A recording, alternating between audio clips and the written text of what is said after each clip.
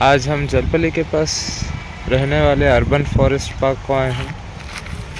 ये शाहीन नगर के इलाके में, शाहीन नगर पार करने के बाद जलपली गेट से ज़रा एंटर होने पर लेफ़्ट साइड पे है से जलपली अर्बन फॉरेस्ट पार्क के नाम से श्री केसीआर, जो हमारे पूर्व सीएम रह चुके हैं, उनके हाथों तामीर रखी गई थी।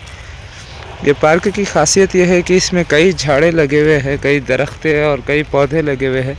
मकसद ये था कि है सो हरियाली को वापस बढ़ाया जा सके। और ये साइड आप देख सकते हैं, झाड़ों के बीच में से अगर आप वीडियो को स्लो करेंगे तो अंदर कुछ खबरें भी हैं, एज इन कब्रिस्तान के इलाके को भी इसके अंदर लिया गया है। और कुछ जहाँ तक मैं अंदर से बाहर की तरफ आपको टूर करा रहा हूँ, तो फिलवक्त आपको ज़्यादा पत्ते या नहीं तो ज़्यादा है सो घना जंगल नहीं दिख रहा होगा, मगर इसको जंगल के नज़रिए से ही बसाया गया था, जंगल बनाने की बुनियाद से बनाया गया था। ये आवाम के लिए है सो हाल ही में खोला गया, कुछ 3 महीने या 2 महीने कुछ हो रहे हैं, आवाम के लिए खोला गया था, ताकि है सो जो उम्र दराज लोग हैं वो खुली हवा सांस के लिए है सो घूमने आ सके इधर। वो साइड आप देख सकते हैं, झाड़ों के बीच में से कुछ खबरें भी है सो है, इधर कब्रिस्तान को भी लिया गया है इसमें।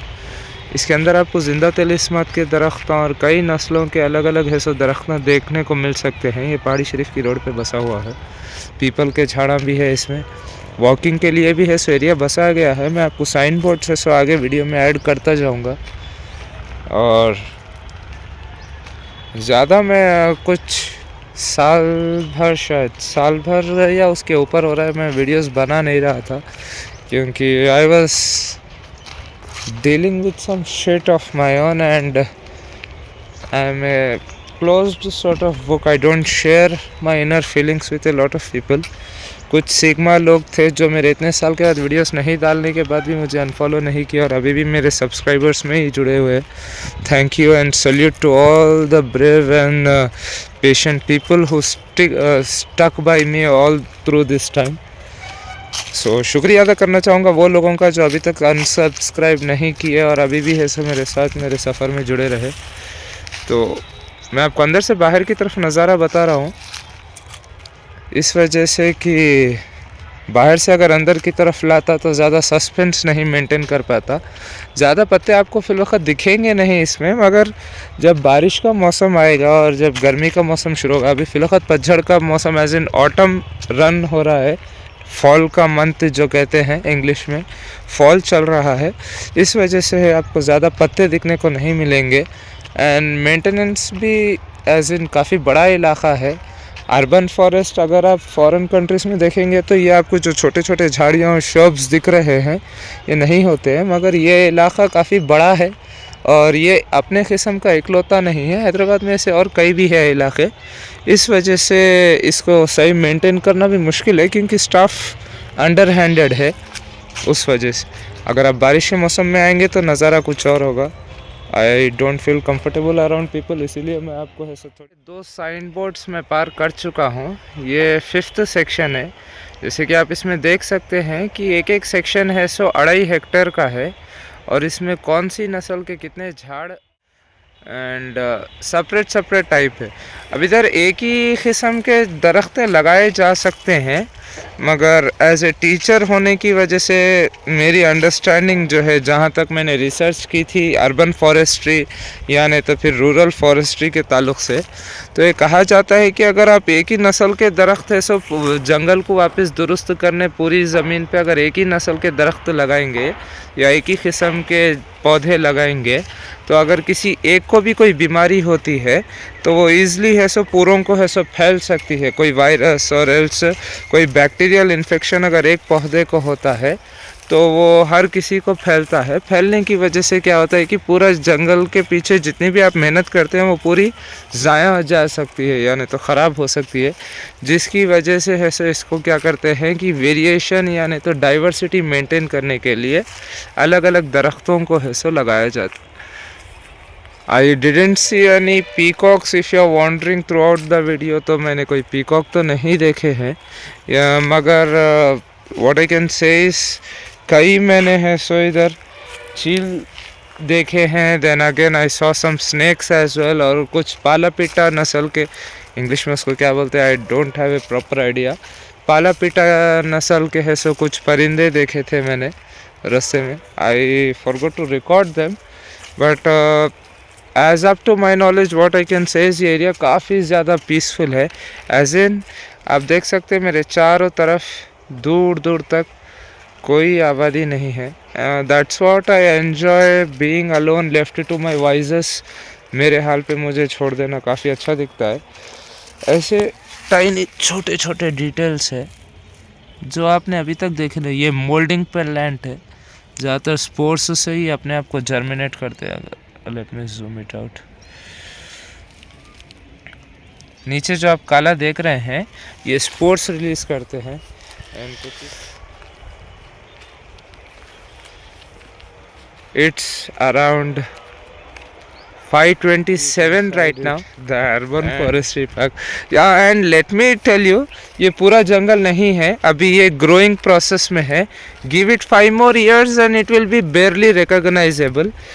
ये हैदराबाद के जो ड्राई एनवायरनमेंट है या ड्राई क्लाइमेट है उसके शूटिंग के हिसाब से इसको बसाया गया था। You see how far I have come, देख सकते हैं आप मैं कितनी दूर आया। तो हर जगह आपको ऐसे सूखी घास ही दिखेगी। There is one more thing to be careful is that लोग जो स्मोकिंग करते हैं वो लोग ज़रा इस माहौल में संभल के रहना ज़रूरी है, क्योंकि आप देख सकते हैं हर जगह से सूखे पत्ते हैं।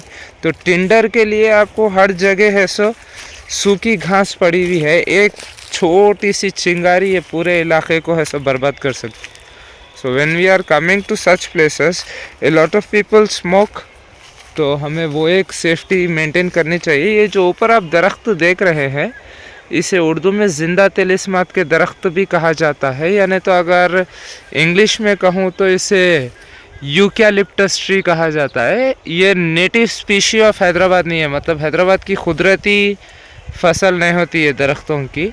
इसको ऑस्ट्रेलिया से लाया गया था इसके तेल के लिए, फार्मिंग के लिए। इधर जो नेटिव हैदराबादी लोग थे या आदिवासी कम्युनिटीज़ थे जो तेलंगाना के नेटिव से हज़ारों सालों से, उन लोगों से ज़बरदस्ती इसकी फार्मिंग की कराई जाती थी।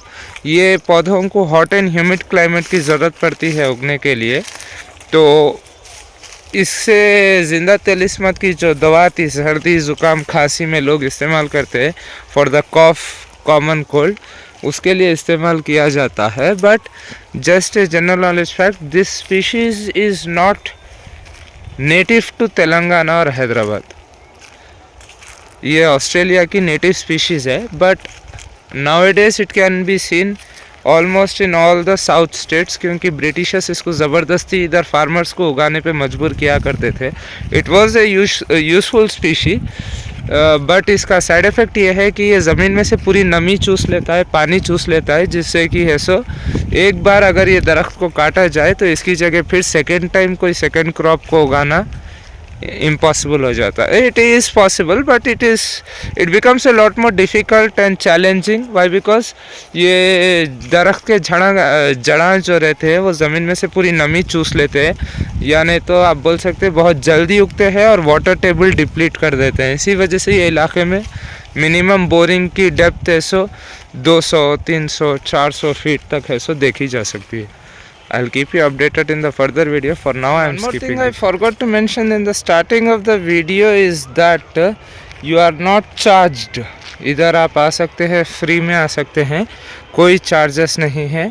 एंड मॉर्निंग एंड इवनिंग दोनों टाइम ये खुलता है पब्लिक के लिए। एंड वन स्मॉल एरिया, तो थोड़ा आपको 2 मिनट का वॉक करना पड़ेगा एंटर करने के बाद। एक छोटा सा एरिया है कॉर्नर में, पार्क के एकदम एक्सट्रीमली आप एंटर होने के आपके लेफ़्ट साइड पे 2 मिनट पैदल चलने के बाद आपको एक छोटा सा एरिया है जो कि है सो सेमी ऑटोमेटिक या सेमी मैकेनिकल जिमिंग एरिया भी है, जहाँ पे आप वर्कआउट कर सकते हैं। जो लोग जिम एफर्ट नहीं कर सकते, what they can do is they can use the mechanism, specially those who are senior citizens. वो इधर है so serenity environment, then again है सो फ्रेश एयर एंजॉय करने आ सकते हैं फैमिली आउटिंग्स के लिए।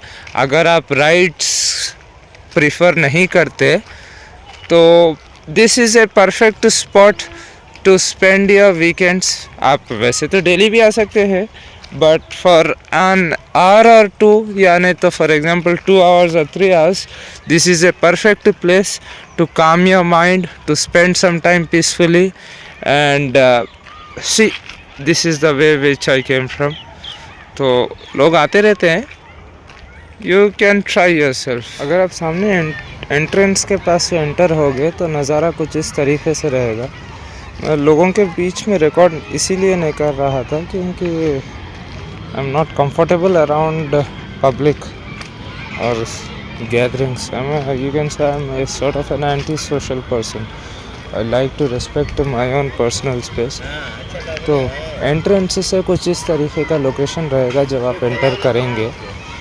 And yeah, there is today being the weekend, there are a lot of people here, so I wasn't comfortable around them, so I didn't record them earlier. मैं आपको अंदर से बाहर की तरफ का नज़ारा दिखाना चाह रहा था, कुछ इस तरीके से रहेगा। जब आप एंटर करेंगे, ये आपकी जलपल्ली गेट है, ये रोड को फॉलो कर लेते हुए आप सीधा एंटर करेंगे। एंटर करने के बाद आपके लेफ़्ट साइड पे 1-2 मिनट पैदल चलने के बाद आपको ये प्ले एरिया आएगा। इसमें आपको abs, lats, then again glutes, hamstrings, semi mechanical पूरा इक्विपमेंट आपको। The issue is this is entrance and when you enter to the right, sorry to the left, you have this area. Time हो गया sir 5:30, almost 5:40 हो रहे हैं, तो closing time है। This is the time when it closes. To the right you have this sitting area. Right की तरफ आपको बैठने का ही जगह है, आर्टिफिशियल ग्रास डाली हुई है। लेफ्ट पे आपको ऐसे छोटे बच्चों के लिए सीसॉ एंड अदर थिंग्स है।